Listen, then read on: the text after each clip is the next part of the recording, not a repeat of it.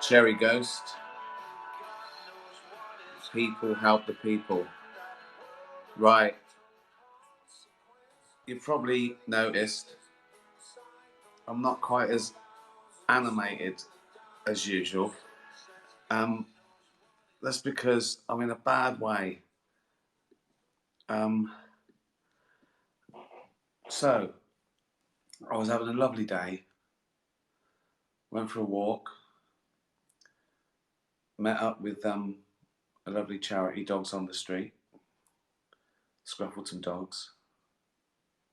Came back. Went to the gym. Had lunch. Lentil soup. Thanks for asking. Had a nap. Thought, oh, I'll do a bollocks gang tonight.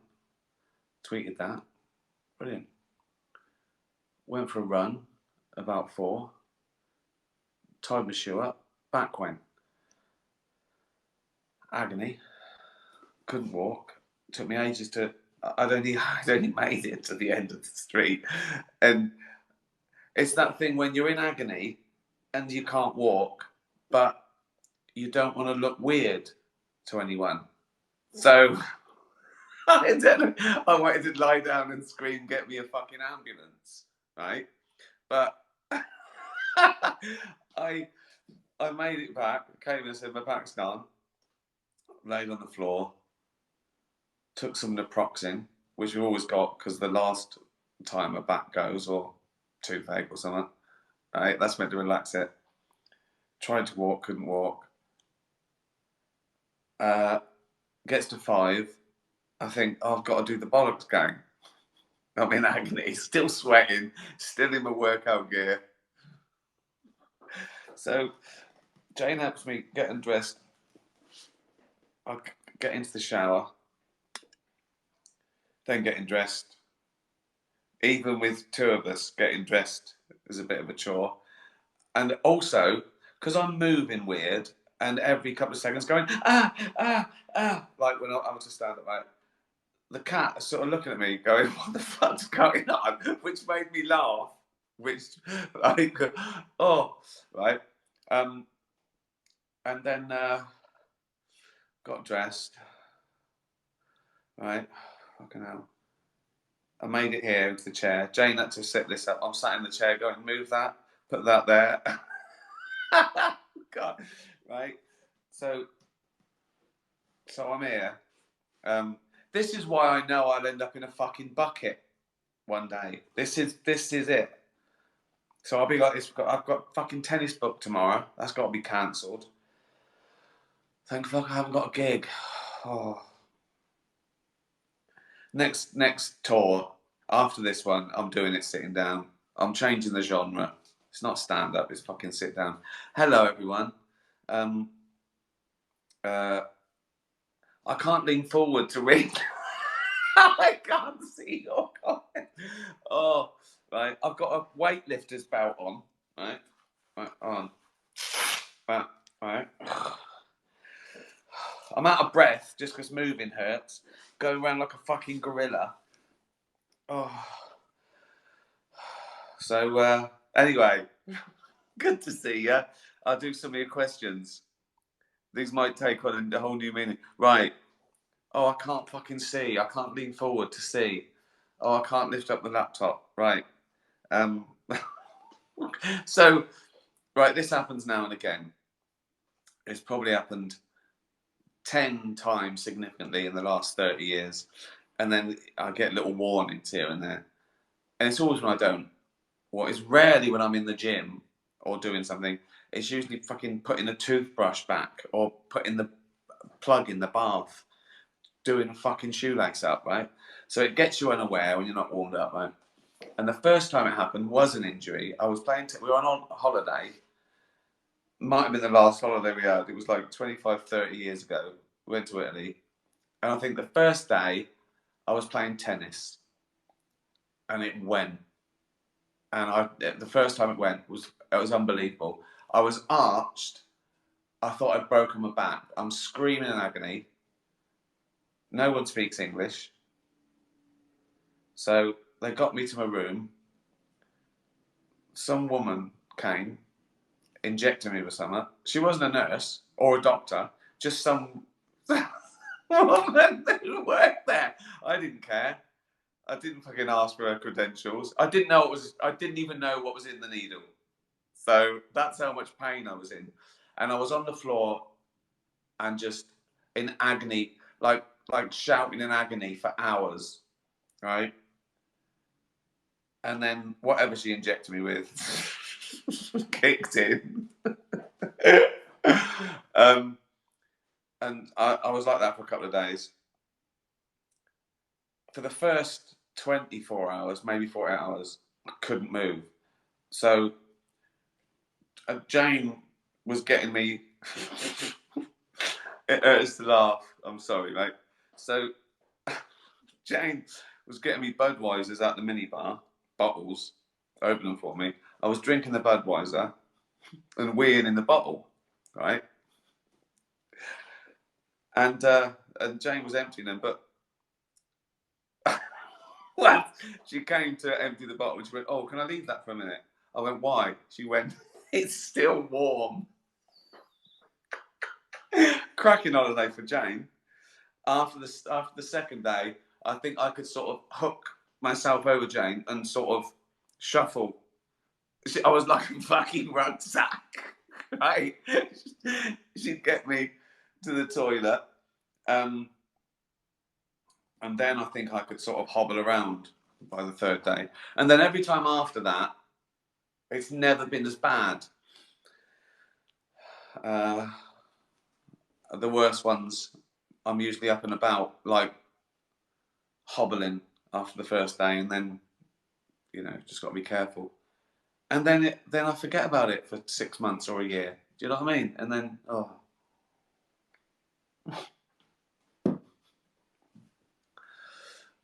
right, questions. Susie Hope, can you please bring back Cock in a Drain? Tonight, my suggestion is Derek and Kev walking by. I can't fucking walk, can I? Right. So Derek and Kev walking along. Derek. What? Look.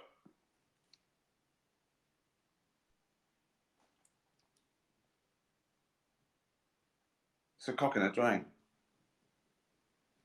What? So that was anyone who's tuned in for the first time. How did that start? So Cock in a Drain started that I was spoofing bad observational, like people say, I think of weird stuff, like, well, how would Margaret Thatcher go to the fishmongers? It'd be something like this. So I was spoofing that and did the most ridiculous thing. Celebrities walking past, seeing a cock in a drain, right? So that's just an update. Oh, fucking hell.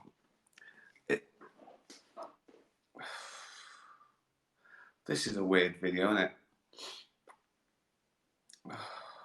Just watching a man in agony. Just watching a man in agony, waiting for death, trying to be funny.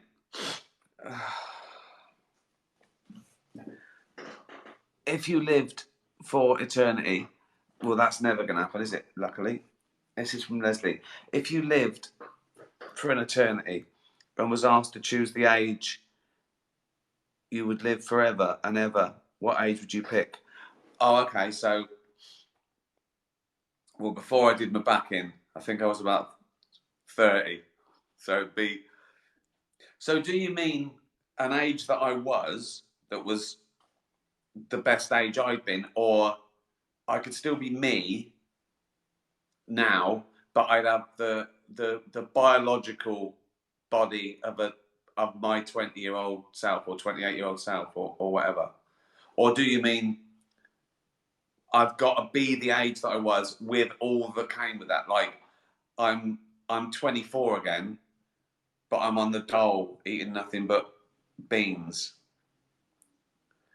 If it's like I am now, will you choose what would be my peak fitness? It probably would be about 28 for a man, wouldn't it? In terms of like speed and strength and youth. I don't know. If it's got to be and everything that comes with it, it would be a lot later. You know, like I don't know. My 50-year-old self, I'd say, had a better life than my 18-year-old self, if you know what I mean. So it depends. At the moment, I'm just hope I don't live much longer.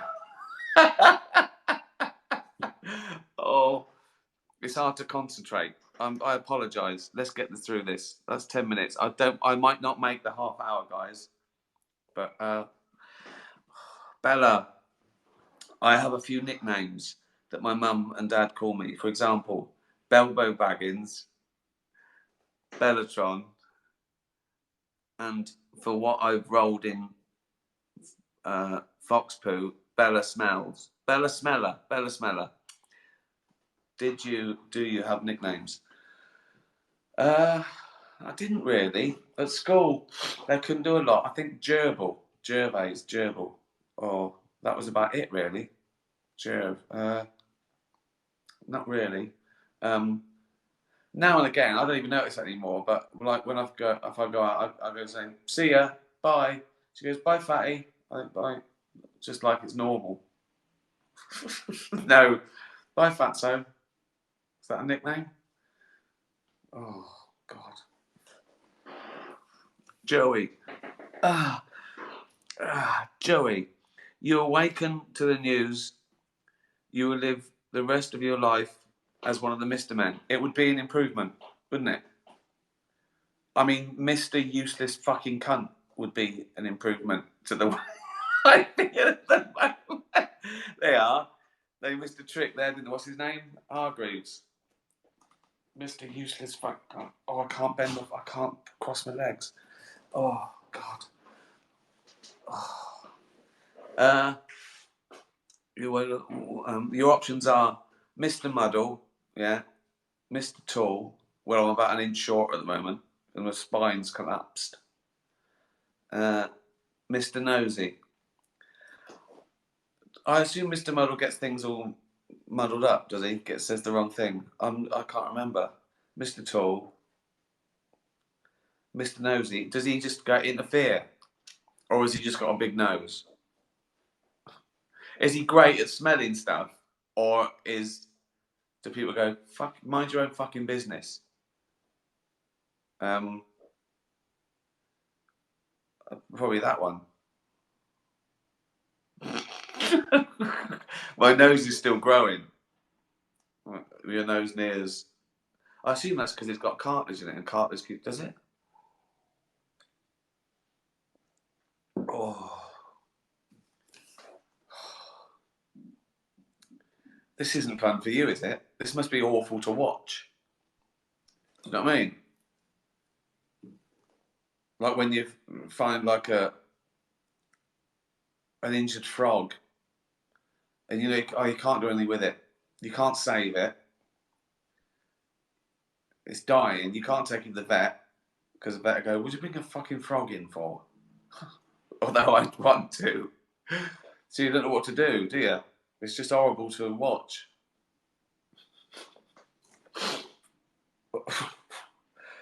Oh. Why am I doing this? I don't need to do this. Oh, I should be lying in a fucking heap, drinking wine. Right. Oh, Titch. Oh, I meant to bring your book in to show people. Oh, if we stopped eating chickens, would they then evolve so they could fly? Love Titch.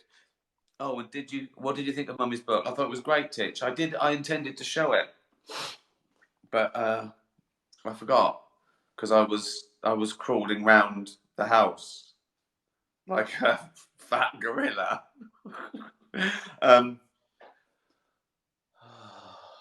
This chair is not even that comfortable when you haven't got a bad back.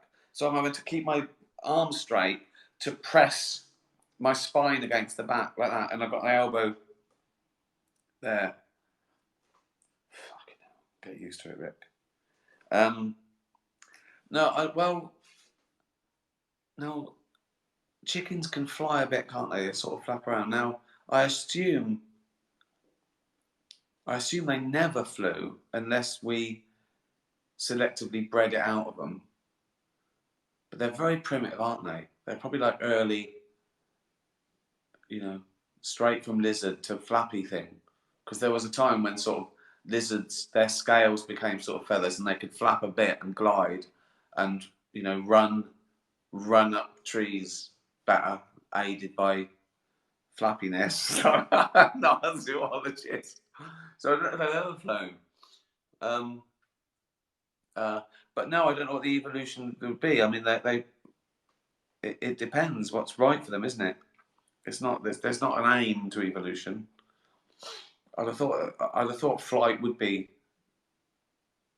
pretty much an advantage to everything that wanted to do it. But then you can't get too heavy, and sometimes heavy's an advantage for size. It's better to be big and tough. Like a hippo doesn't need to fly away from shit, does he? Think how big the wings a hippo would. I'm sorry, guys. I can't concentrate at the moment. Oh, it's horrible. You forget how much you rely on your fucking spine. Well, you don't really, do you? You don't think about it. It's not a revelation, is it, that if your spine's fucked, you go, it's tougher to get around, isn't it? I could win the Nobel Prize for that. Just put that in. If your spine is fucked, it's much harder to get around. Oh, I'm out of breath where I'm so tense all the time. You know what I mean? Okay, now I don't complain now. I just get on with it. Leopold and Loveday. If you had to write a song about Pickle, how would it go, and what would you call it? Can you sing it? I haven't got a song, have I? Now's not the time, Leopold and Loveday. We sing everything. I'll just go, I'm going to get a fucking beer. Go on, I'm singing. Sometimes we replace words to classic songs. Like Pretty Woman. Or Little Pickle, walking down the street, little Pickle, with a furry feet. That counts as a song. Oh, God. Scarlet. I love all seasons because each one brings new sights and smells. That's true. So do I like the change in seasons. Especially love scenting after thunderous rain on a hot day. Yeah? Do you have a favourite season? I think the first thing that came to mind there, I do like all seasons, yeah. Obviously, the one I don't like much is rain. If it's raining, any season, it sort of ruins it. You don't like wet clothes and stuff. So, yeah, the rainy seasons, whatever that is, isn't good. I love spring because you're coming out of winter, and summer's great if it's nice. But my favourite is probably, I'd be specific here, I'd say an Indian summer. Like if September and October are sunny and sort of warm, that's perfect for me. A 70-75 degree September, October, I absolutely love that. The leaves are falling or changing. It feels like a bonus. So yeah, that would be my favourite season. Oh, Daniel, is Afterlife 3 the end, or will it lead to a special? I mean, you're lucky that I've finished Afterlife 3, because the way I'm feeling at the moment. Well, look, I planned this to be the end. Yeah, never say never. But I need an awful lot of persuasion, and this is a lovely no spoilers, but it's a I'm not going to say what it is, but it's a perfect ending. It's a great ending, and it's more of an ending than I've ever done before because I went into it thinking it was the end, if you know what I mean. So 99% sure it's the end, and when you see it, I think you'll agree with me. Oh, Mick, more and more I notice the tragedy in your comedy. Even Brent was a bit of a sad tragic, yeah. Do you think that coming from a normal council house background put you in good stead for this type of writing, seeing humour in darker things? Yeah, definitely. I think it's no coincidence that, you know, humour comes from some form of struggle or deprivation or, you know, poverty or oppression. I think it was more that everyone got on with it and saw the funny side of it, whatever it was. There was almost there was a nobility in poverty. Do you know what I mean? I never felt inferior. It's a celebration, really. That, you know, as I've said before, I think comedy at its best is saying we're all useless, we're all prats, so it's all right. So yeah, certainly. And then the more serious side of it, I think, has come more with age. That so everyone's suffering, whether they, well, I fucking am at the moment. So even when you sort of create a twat or a villain, I like to redeem them and show why they're like that. You know, everyone's got a story.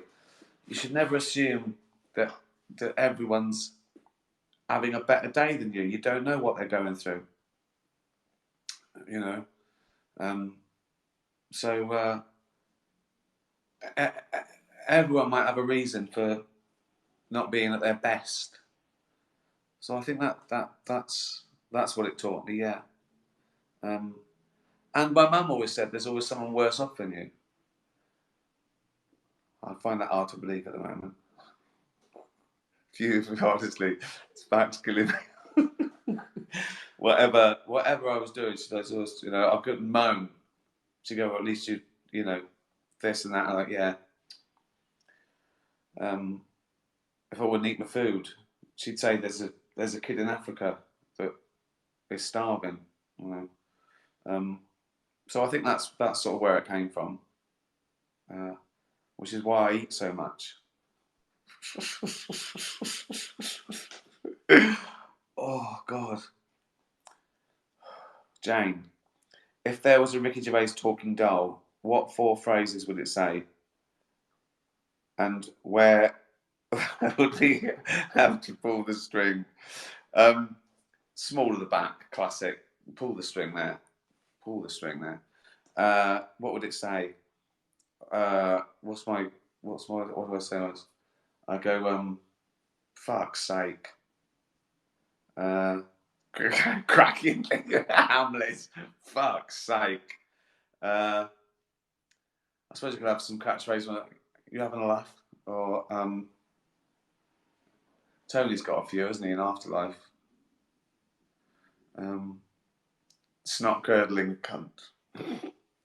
That's a good one, that. What about this? Be kind to animals. For fuck's sake. Snot curdling cunt. Oh, yeah, make that. I should have left it. That's a good one. I should have left it. For fuck's sake. Snot curdling cunt. What was the first one? Oh, I need some stronger painkillers. Gunner. This is like art, isn't it? There's some sort of weird art, just a man in terrible pain talking shit to fucking cats and dogs. I'll say it again, you wouldn't get George Clooney doing this. If George Clooney was in this much pain, he wouldn't be doing this, would he? Oh, he'd release a statement. Bollocks gang, I am sorry that I can't make it. I'm in agony. Oh, Gunner, Easy Rider, are you Dennis Hopper or Peter Fonda? I've never seen that film. I think Jane said it was the first film she went to see. I've never seen it. I can't answer it. I like both of those. Dennis Hopper, I think. He sort of grizzled, didn't he? I look a bit like him.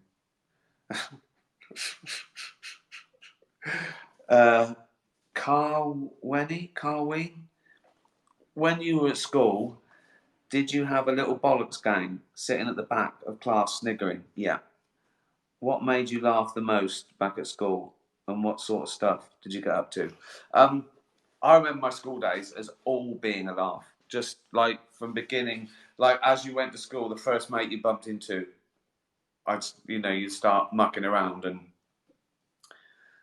pointing things out. And I was the one at the back that would try and make people laugh, to try and get them in trouble. It was like a game. If they laughed, they'd be heard. The teacher would go, Greens, he made me laugh, miss. If he asked you to jump off a bridge, would you? So I was that kid. What did we laugh at? Did you used to do that thing when you had to, a group of you had to like hum really quietly and get louder? I bet, I'm sure you did. So you go, then a couple of you do it, and the teacher, they could just do, and then we had a game. You had to say a swear word and get louder, and the one that could say it loudest without getting caught. So you go, bollocks, like that, and then so you start off like bollocks, and bollocks, and soon you're going bollocks like that. It's not even subtle. Oh, why do you want to wind up teachers? Because they were in charge. They said they were in charge. They came in and they said, we're in charge. That was their first mistake. If they'd come in and said, we're in this together, then things would be different. Oh, okay. Oh. Love, Everett, love Absolutely Mental podcast. But you were surprised that Sam said, since we can't begin to understand consciousness, that this is the basis for him being agnostic about what happens after death. Yeah, I was surprised because he said he's not sure that it's nothingness. And I went, really? And then I remember on another one, I came back and I quizzed him again. And I think I eventually settled on that he means we're all technically agnostic because we can't know. Like technically, as an atheist, I'm also agnostic. So because one deals with knowledge and one deals with belief. So we're all agnostic, really. So we're all agnostic because no one knows whether there's a God or not, technically. And some agnostic, so everyone's agnostic, right? Some don't know but choose to believe there's a God, be faithful, and some don't know, so choose not to believe there's a God. It's just simple as that. But it's almost like it's an irrelevant question. Are you agnostic? Because we're all agnostic. So forget that one. And you've got to say, now, what do you believe? What's your best guess? Now I say, my best guess is it's made up nonsense, because there's been 3,000 gods, and people happen to believe in the God that their mum and dad did, or their teachers did, or the country they were born in did. So I think he means he's agnostic like that he's technically agnostic about what happens after death, because no one really knows. But I think he must say that his best guess is nothing. I don't know. I'll have to go back to him and put it to him like that. It's like the 13.5 billion years before you were born. That's what it's like. And that was all right, wasn't it? Last question. Sorry. Oh, I made it through. I made it through. I made it through the rain. Otis, it is impossible to hum while you blow your nose. Is it? I guess so. Your eyes close when you sneeze. Yeah? Have you ever tried to keep them open? Well, I did think about that, but then I thought, well, no, it obviously closes for a reason, and I think it's to keep them in your head. So, don't try and open your eyes when you sneeze, because what might happen is you sneeze and they pop out. That that was my fucking fear. Oh fuck.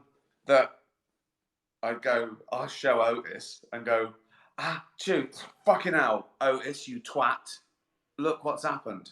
And I'm there. With fucking bollock face. Oh, right. Thank you. Thank you for your concern. I'm going to go and lie in a heap now and drink wine. Fucking cancel tennis tomorrow. And thanks for downloading Absolutely Mental. You'll love it. Go to absolutelymental.com. It's $15. So what's that? £10? And it's like 11 podcasts. And we're halfway through the second series recording it, and that'll be out soon. Doing a few gigs. They're back. I've had to cancel one because of immigration and travel laws. I can't get into America, but I'll do some next year. That's the only one at the moment that I've actually had to cancel, and I postponed it twice before, which is really annoying. Hopefully it'll all be sorted out by the time I have to do Canada and America next, which is October. But what can you do? You know, what can you do? You just hope it goes away soon, with everyone being sensible and fighting it. Science will win in the end. Science will win in the end. Is anyone working on something like a sort of a robo thing for me? Like just a thing that I sit in, I click into it and it goes zzz, like that, like I'm a little robot. So if my back goes, it's fine. I'm just walking around. That'd be good. What else? Oh, and I'm halfway through editing Afterlife 3, and I genuinely think it might be the best thing I've done. I've pulled out all the stops. I hope you like it. And I'll do one of these when I feel better, when I've got a day off. Thank you very much, everyone. I'm going to go and lie on the floor drinking wine through a straw. Oh, tatty bye, everyone. Be nice to animals. Tatty bye.